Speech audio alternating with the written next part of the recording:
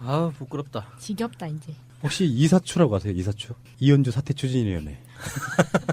제가 만들었어요. 아, 난 깜짝 놀랐어요. 네. 난 내가 상상하는 게 맞을까봐. 이현주를 사랑하기 추진위원. 뭐 그런 추진위가 있어? 굉장히 분노하고 있다는 것이 방송으로도 느껴지실 겁니다.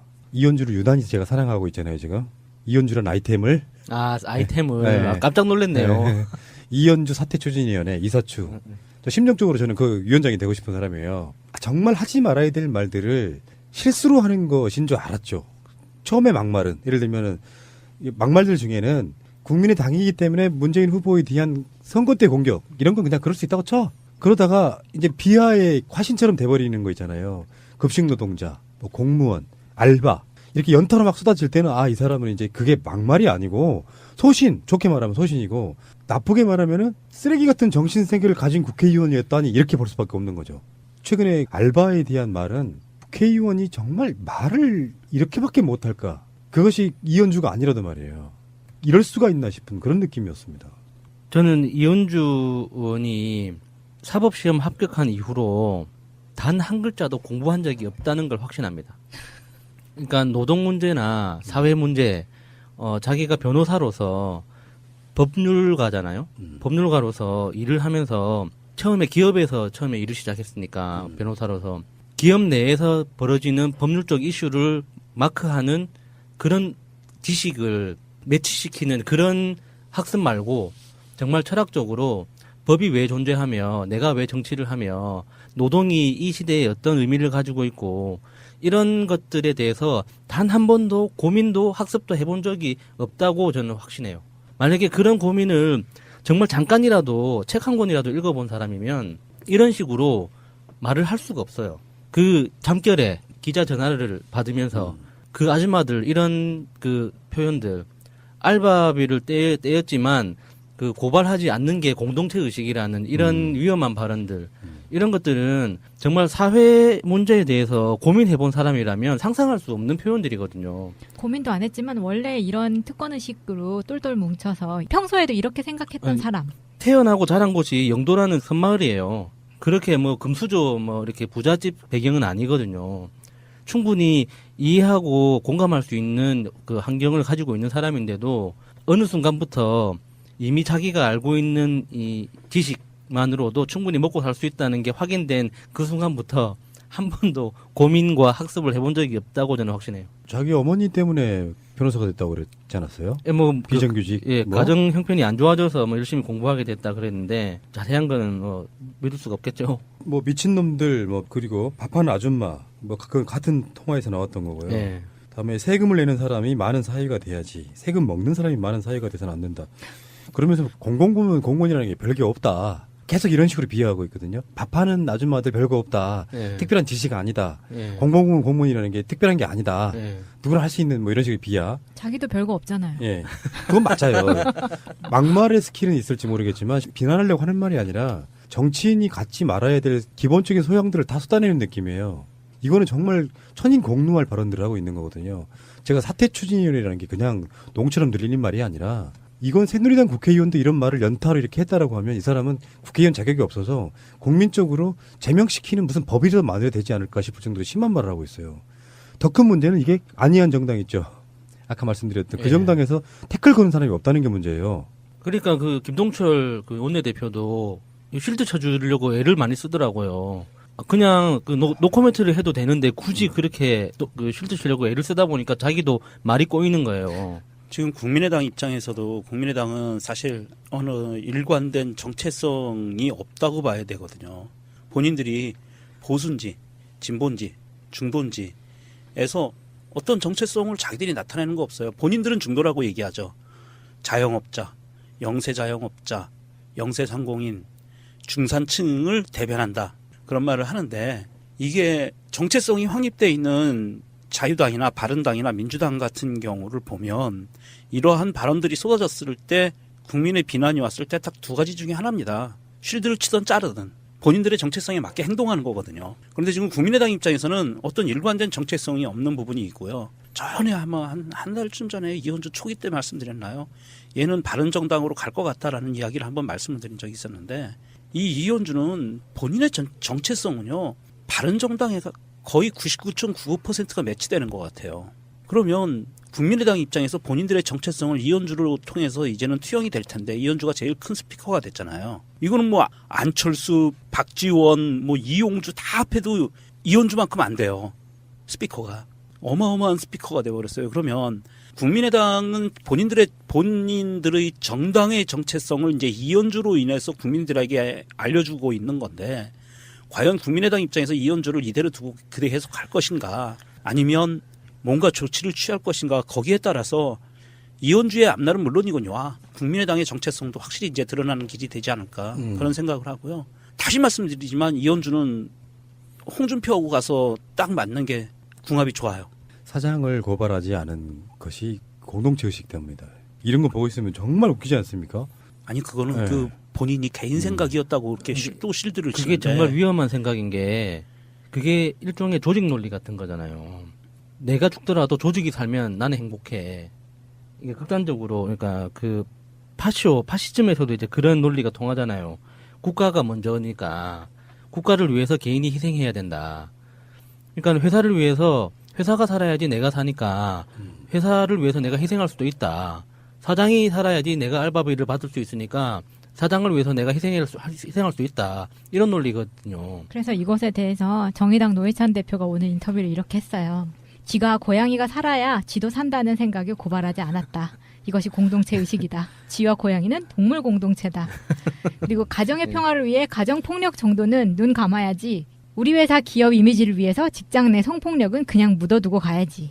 그런 것 가지고 경찰서 들락거리느냐? 넌 공동체 의식이 없는 거야. 이현주를 좀 면밀하게 분석을 해보면 나쁜 국회의원으로서 말고 한 인간으로서 분석을 해보면 이렇게 느껴져요. 우리가 살았을 때 우리들 세대들만 해도 공동체 의식이 굉장히 중요하게 느껴졌던 시절이 있었죠. 나보다는 국가. 네. 근데 최소한 변호사 정도 해보고 민주진보 계열의 정당에도 들어와서 국회의원도 하고, 그러면 싫더라도 자기 당선을 위해서라도 약자를 위한 뭔가를 해야 돼요. 네. 오죽했으면 최민희 의원 방송에서 그랬잖아요. 민주당 의원들끼리 모여서 고민하다가 우리의 정체성은 뭐지? 하다가 내린 결론은 약자를 위해서라는 결론이 내렸다는 거예요. 그러면 변호사들이라는 게 그런 부류가 많잖아요. 돈만 주면 뭔 짓은 하잖아. 어떤 막 경악할 사건에 변호사 맡고 있는 거 보면은 정말 양심을 파는 직업이라는 것도 좀 느껴지는데, 그래서 민주정당에 있을 때는 그런 어떤 가치관에 있기 때문에 이런 발언 민주당에서 했던 적이 없잖아요. 당의 분위기 때문에 그런 거잖아요. 그런데 어느 날부터 문재인 대통령에게 무조건 끌려갈 수는 없어. 그러니까 문재인 대통령에 반하는 발언을 하다 보면 기본적으로 결의라는 건 그런 거잖아요. 만약에 문재인이라고 하는 개혁의 어떤 상징이 있는데 딴지를 걸고 싶어. 근데 반대 논리를 개발해야 돼. 그러면 반노동적인 이야기가 나올 수밖에 없는 거예요. 지금 어떻게 보면 지금 이현주 이런 막말들이 반개혁적인, 개혁에 반대하는 이야기를 하는 끝에 나왔던 이야기들이 사실 다 알고 보면 일자리 문제라든지 공공부문 일자리 문제라든지 이런 거라고 보면 이렇게 자기 자신의 확고한 가치관이 없으니까 이런 식으로 이제 논리를 만들다가 보니까 이제는 어느 순간에 자기도 깜짝 놀랄 정도로 반문재인 성향을 드러내고 있는 거라고 보거든요. 보통 기본적으로 우리가 좋아하는 박주민이나 이재정이나 하는 변호사 출신 국회의원들은 자유한국당에 들어가도 노동을 위해 싸울 사람들이에요. 예를 들면. 그런 발언을 못할 사람들이라고. 근데 그런 가치관이 없는 결이 완전히 다른 사람이다 보니까 반문재인 하다 보니까 어느 날 반노동이 되어 있는 자기 자신을 발견하게 되는 걸 거예요. 그냥 바닥이 드러나 버리는 그렇지, 거죠. 그렇지. 그것이 바로 반대를 위한 반대의 말로 같은 건데, 자기 결이 있다 그러면 문재인 대통령이 하는 무슨 뭐 일자리 정책이나 최저임금이나 추경이나 이런 것들에 대해서 이건 잘하는 거네요. 왜? 내가 노동적 가치관이 있는 변호사고 오랜 시간 동안 해온 거라 그러면 자유한국당에 있어도 그건 찬성할 수밖에 없는 것들이에요. 근데 자기 색깔이 없고 자기 가치관이 없으니까 반대. 자, 문재인 저거 이거 싫어 하다 보니까 어느덧 자기는 반노동자 국회의원이 돼 있는 거죠. 근데 이현주 의원한테 가치관은 분명히 있는 것 같지 않아요? 어떤 가치관? 그러니까 연봉 1억 이하는 사람이 아니다. 뭐 이런 가치관 있잖아요. 우린 내민이잖아. 네, 연봉 1억 이하는 뭐 알바비를 띄거나 말거나 뭐 참아야지. 어차피 먹고 살아야 되니까 무조건 참아, 이런 거죠. 참 희한하지 않아요? 이런 말이 이게 술술술 나온다는 게 공동체를 생각해야 돼. 지금까지 공동체 생각하다가 사람들이 말라 죽게 생겼는데 이제는 사람을 위해서 뭔가를 할 시대적 흐름이 있잖아요. 이게 벌써 이런 흐름이 지난 대선 사람이 먼저다라는 이야기가 그때 그 슬로건이었어요. 그 당시에 이현주는 그 당원이었다고. 그러니까 아직도 그런 것이 안 느껴지는, 지금 나라가 기업들 때문에 망하게 생겼습니까? 아니잖아요. 이게 그 이현주가 이 발언을 쏟아내고 나서 문제가 심각해지니까 두 번에 걸쳐서 자신의 발언에 대해서 쉴드를 쳤어요. 한 번은 사사로운 개인의 경험에 대한 발언이었다라고 이야기를 했는데 이게 발언한 장소가 국민의당 원내대책회의 석상에서 공식적인 발언을 한 거예요. 이게 개인의 사사로운 경험과 감정을 이야기했다는 건 말이 안 되고요. 두 번째가 알바노조가 국민의당을 찾아갔습니다. 그래서 이현주 징계를 촉구하는 항의서한을 전달해냈는데 사퇴까지 요구하고요. 이현주는 약자끼리 서로 괴롭히지 말고 함께 살자는 말이었다라고 그랬대요. 그러니까 임금 못 받은 알바도 약자고 임금 안 준 사장님도 약자라는 개념으로 이야기를 한 거래요. 이현주는. 근데 그렇게 말하면 안 된다는 거예요. 그렇죠. 근데 예. 그런 취지로라도 말하면 안 된다는 거예요. 그런 아무리 좋은 취지가 있어도 이렇게 이야기하는 순간 그거는 자기 논리 모순에 빠지는 거고요. 이거는 막말이 되는 거야 그냥 그 순간에. 그럼요. 약자가 고통받지 않는 나라를 만들려고 의원을 시켜놨는데 서로 피해주지 말고 공동체 의식을 발휘하라는 거는 그냥 을끼리 싸우고 을끼리 피해받다가 그냥 니네끼리 해결해 이거잖아요. 그러니까 노동정책이나 노동자를 위해서 막 싸우던 국회의원이라면 모를까. 불과 며칠 전에 공무원 비하, 급식 노동자 비하의 전력이 있으니까 이게 더 공분을 사는 거예요. 단지 이 말 갖고 알바 노동자들분들이 간 게 아니라 그렇죠. 평상시 때 노동자를 막 위하는 분이었어요. 수년간. 그러면서 문득 생각해보니 돈을 못 주는 업주도 생각 좀 해야 되지 않겠어? 우리가 그런 공동체 의식도 있어야지 하면 이거 막말 안 되는 거거든요. 계속 특정 직업군을 이상하게 계속 비하하고 있어요. 2016년도에 알바 임금 체불액이 총 1조 4천억이랍니다. 작년. 예. 아씨. 이제 벼룩의 간을 어마어마한 떼먹어야지. 거. 알바노조에 의하면 1조 4천억이 체불됐었대요. 알바 정도는 최저임금을 주면 안 된다고요. 정규직보다 많이 줘야 된다고요. 그렇죠. 그게 네. 정상이라고요. 맞아요. 4대 보험도 안 들어주고 복지 혜택도 전혀 없으니까 파트타임으로 일하는 거니까요. 강남 이 아줌마는 진짜 공감력 하나는 더럽게 없네. 그런데 이현주에 대해서 이기명 씨 있으시죠? 트위터리한 이기명 씨가 재밌는 글을 써주셨어요. 국민의당은 아무 걱정 없다. 이현주가 때 맞춰 홈런을 날려주니 가입 당대표 뽑는다니 딱 맞아 떨어진다. 당대표 나가는. 김빙삼 씨 유명하잖아요. 이 시원하게 하나 써주셨네요. 댓글로 욕 좀 먹는 건 못 참아서 고소하고 난리를 부리지만 일해주고 임금 못 받는 건 참으라는 미친년이 있을 줄이야. 아직도 갈 길이 멀다 싶제? 맞제. 참. 그러니까 저는 이사추, 물론 그 서명운동도 벌어지고 있지만 이현주가 국회의원직 사퇴할 때까지 국민의당 국회 앞에서 대규모 시위가 열려야 된다고 저는 생각해요. 이거는 김학철 말보다 훨씬 더 폭력적인 말을 쏟아내고 있는 거거든요. 알고 보면. 그러니까 김학철이 빡친 거야. 나보다 더 심한 말 하고 있는데도 멀쩡한데 왜 내가 이야기 끝에 이야기 한번 해보면 지금 더불어민주당 충북도의원은 사퇴했잖아요. 그러니까 이게 또 반전이 된 거예요. 자유한국당은 사건이 일어나자마자 문제가 될 것 같으니까 3명을 다 제명했죠. 대신 의원직은 유지하고 있어요. 당에서 제명한 거예요. 도의회에서 제명하면 의원직 날아가는 겁니다. 근데 더불어민주당의 최병윤 의원인가요? 이분은 자진 사퇴. 의원직을 사퇴해버렸어요. 예. 그러니까 이제 벙찐건 자유한국당 출신의 지금 무소속인 세 사람인 거예요. 그렇죠. 우리는 어떻게? 이게 반전의 반전이야 지금. 그러니까 술을 바둑을 두는데 자유한국당이 외통수라고 딱 놔서 근데 더불어민주당의 최병윤 의원이 또 다른 해석들이 있긴 있어요. 뭐 군수 선거에 나갈 수 있다 이런 거는 두 번째 문제인 거예요. 네. 그렇게 불명예로 나가고 나면 출마하기 힘듭니다 사실. 외통수라고 딱 놨는데 이쪽에서 친 수가 진짜 외통수였던 거지. 반대쪽에서 둔 게.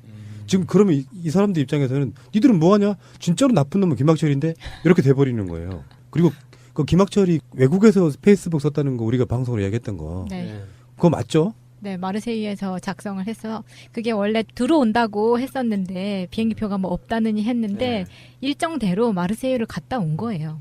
아유, 아주 그 심지가 굳세네요.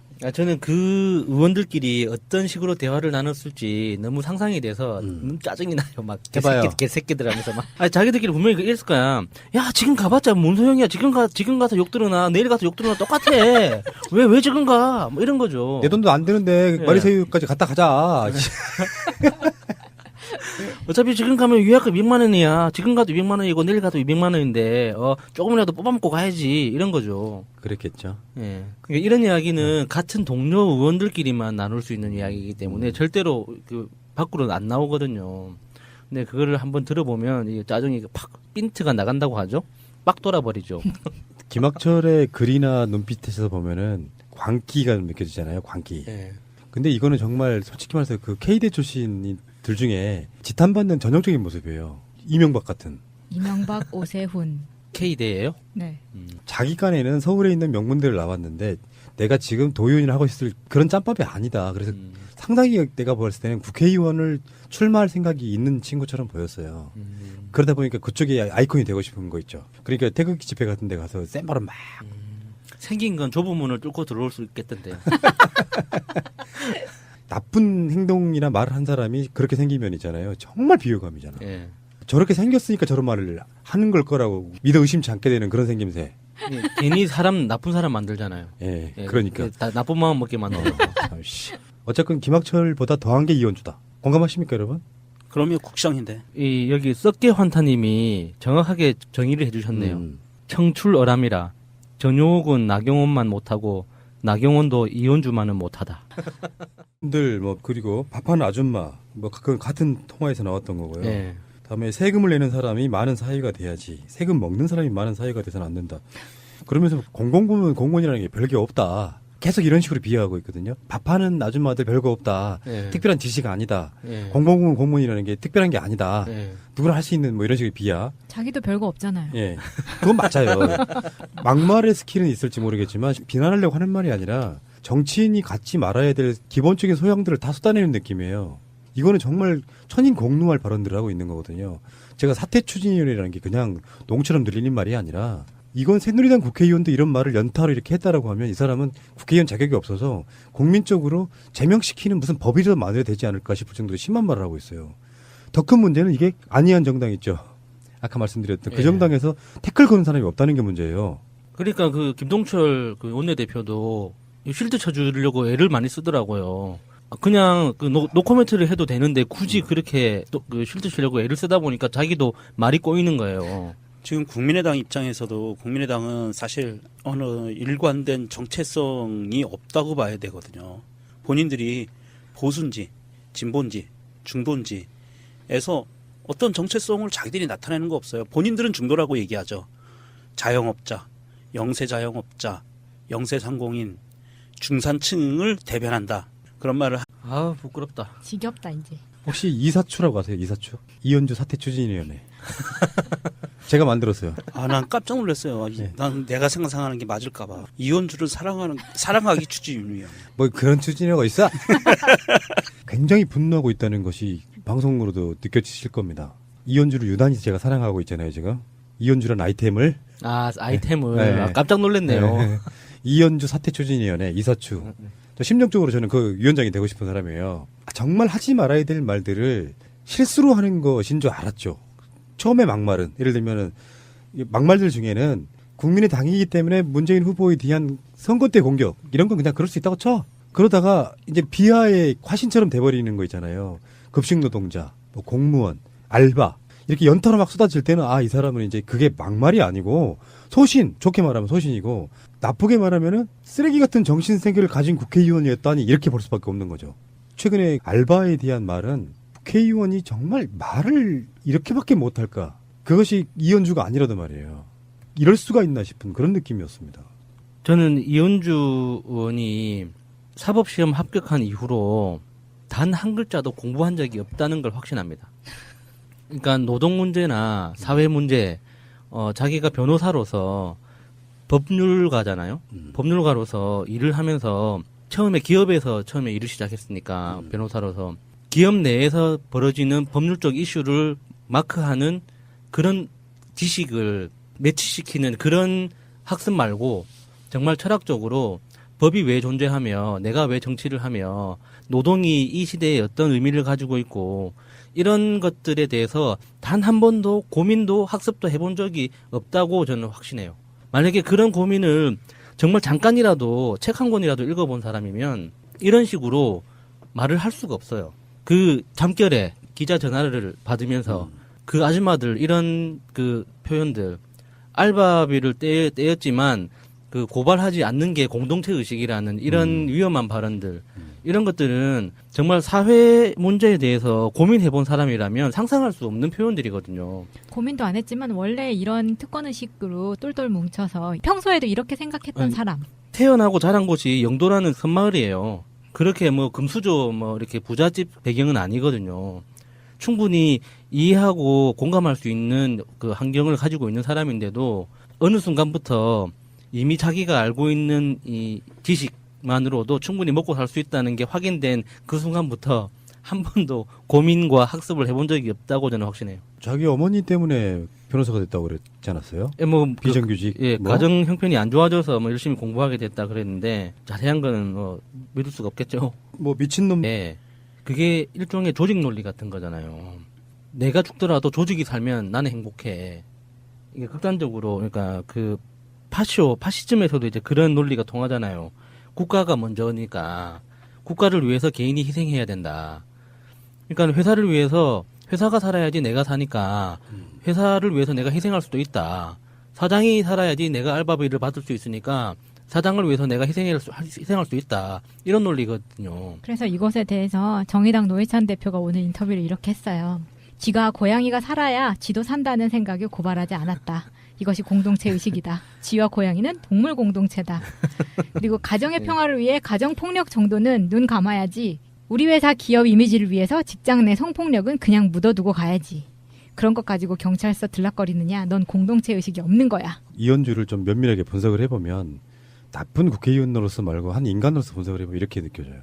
우리가 살았을 때 우리들 세대들만 해도 공동체 의식이 굉장히 중요하게 느껴졌던 시절이 있었죠. 나보다는 국가. 예. 근데 최소한 변호사 정도 해보고 민주진보 계열의 정당에도 들어와서 국회의원도 하고 그러면 싫더라도 자기 당선을 위해서라도 약자를 위한 뭔가를 해야 돼요. 예. 오죽했으면 최민희 의원 방송에서 그랬잖아요. 민주당 의원들끼리 모여가지고 고민하다가 우리의 정체성은 뭐지? 하다가 내린 결론은 약자를 위해서라는 결론이 내렸다는 거예요. 하는데 이게 정체성이 확립돼 있는 자유당이나 바른당이나 민주당 같은 경우를 보면 이러한 발언들이 쏟아졌을 때 국민의 비난이 왔을 때 딱 두 가지 중에 하나입니다. 쉴드를 치든 자르든 본인들의 정체성에 맞게 행동하는 거거든요. 그런데 지금 국민의당 입장에서는 어떤 일관된 정체성이 없는 부분이 있고요. 전에 아마 한 달쯤 전에 이현주 초기 때 말씀드렸나요?